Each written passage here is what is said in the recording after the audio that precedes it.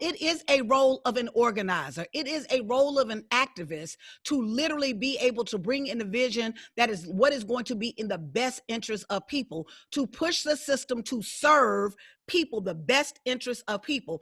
The irony is that is precisely supposed to be the role of a politician. That is what they're supposed to be doing.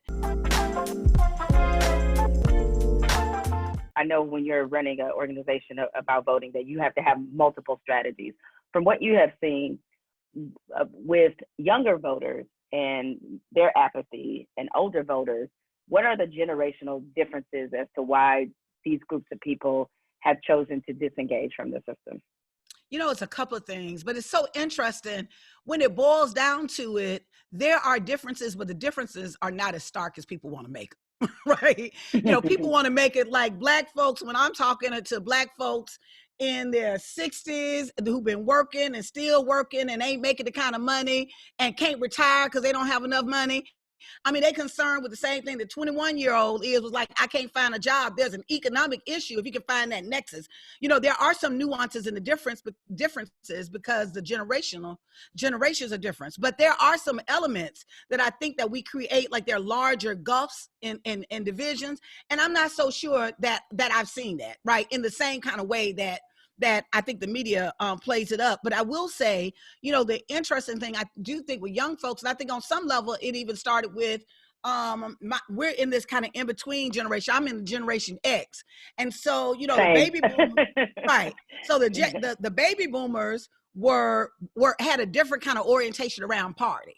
Right. So they was like, oh, I'm with the Democratic Party. Yeah, go, go blue no matter who. Right. And then starting our generation, you know, we ain't loyal like that. Right? It's just like, you know, and not necessarily around the party, but the party identification. We wear it a little bit, but okay, you know, all right, right. It started getting lukewarm, right? Young folks, they ain't having it. They are not attached to any kind of political party affiliation. They don't want the title. And it's not just on even Democratic voters. There was and in my fellowship at Harvard, one of the polls that came out was the young people who also identified themselves as Republicans, who identified themselves with coming from families that were Republicans, that their party affiliation, young people do not have the same feeling or sense of party loyalty as previous generations. I actually think that's a good thing, to be honest,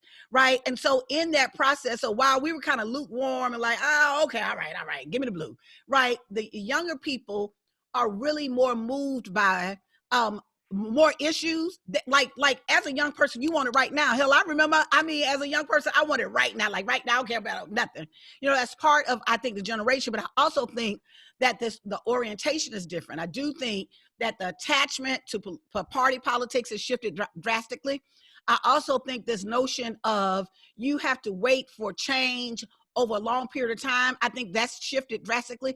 I mean, listen, you've got a generation that we're seeing that like technology is shifting so quick and so fast.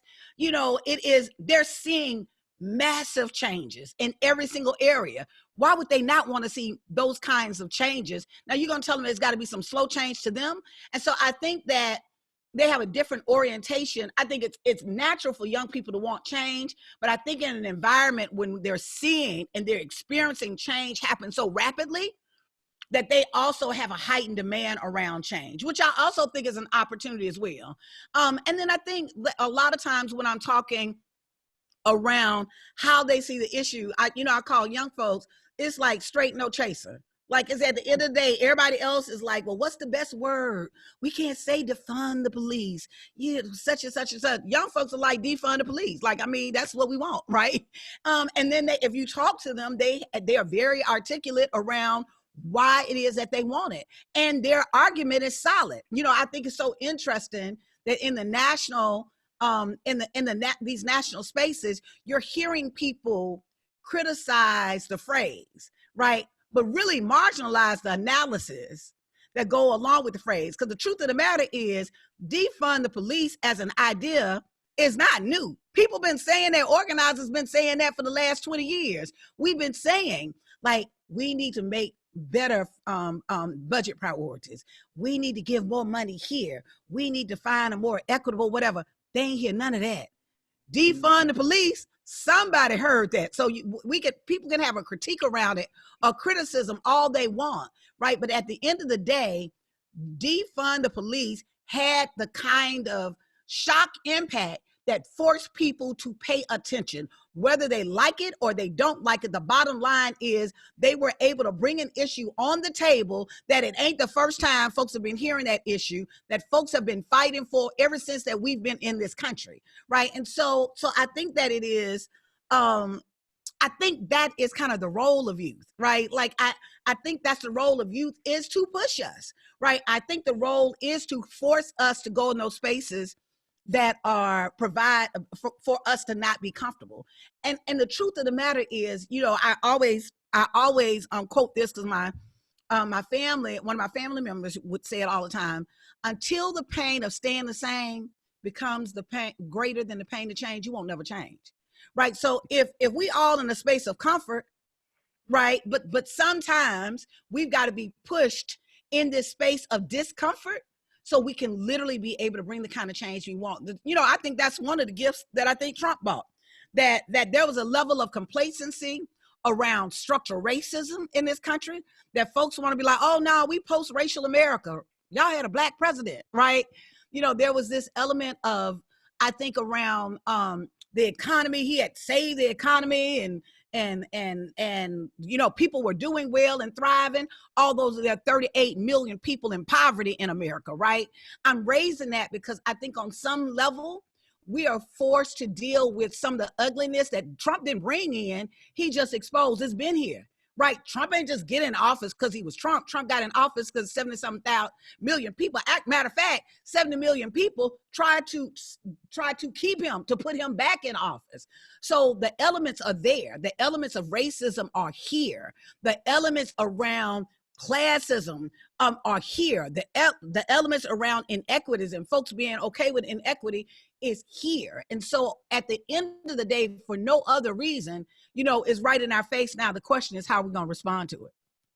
I'm so glad you said that about defund the police, because I've been frustrated watching this debate, because it's, I was a little bit disappointed that former President Obama kind of used his platform to, you know, talk about, he's free to discuss what he wants. I'm certainly not telling the man what to say, but it just fed a narrative that I felt like was just low-hanging fruit. And when you, to your point, defund the police is actually successful, because what you have 13 cities that have chosen to do this. They would not have chosen to do this if it were called something else, I think, you know. And when you're talking about the police, given the way most of us have been conditioned, you could have called it butterfly police and it doesn't matter. You know, as a good friend of mine said, the trigger word was actually police. It's not defund, okay? It's not defund. It's not defund, it's that. And we certainly understand what defund means when it comes to defunding other things. And then suddenly everybody wanted to act like this was so confusing. So with that being said, though, it seems to me that there is a very different goal, or at least different objectives, between a politician and an organizer. Talk about what those differences are. I mean, we know the functions of their jobs are different, but in the way they're supposed to push our system, those are drastically different things, because organizers want something that's totally different than what politicians want. Absolutely. And that's part of the problem of the political piece. I mean, the whole political landscape, because the truth of the matter is politicians should be wanting what the people want, right? But what has happened is we've created this political paradigm in this country, right? That the system is greater than the people. No, the system is supposed to be in service of the people. And so we've got this thing flipped around, because there are those who are in power who have always used this whole idea, the idea of democracy, because they don't believe in it, right? This idea of democracy to really be able to control the rest of us, and to control and make themselves in this space of what I call American exceptionalism. And so it is a role of an organizer. It is a role of an activist to literally be able to bring in a vision that is what is going to be in the best interest of people, to push the system to serve people, the best interest of people. The irony is that is precisely supposed to be the role of a politician. That is what they're supposed to be doing.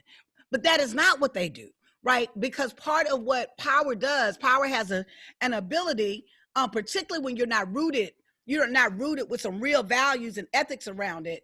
And when you have a system that is rooted in structural racism and is rooted in classism and elitism, that part of what happens is you've got this system that seeks to make sure that the folks at the top are okay and everybody else just scramble for the rest of it. And so there is even in the defund, to go back to your conversation around defund the police, let me just say, I don't know if you remember in the 90s when Clinton, and there was this big excitement about welfare reform.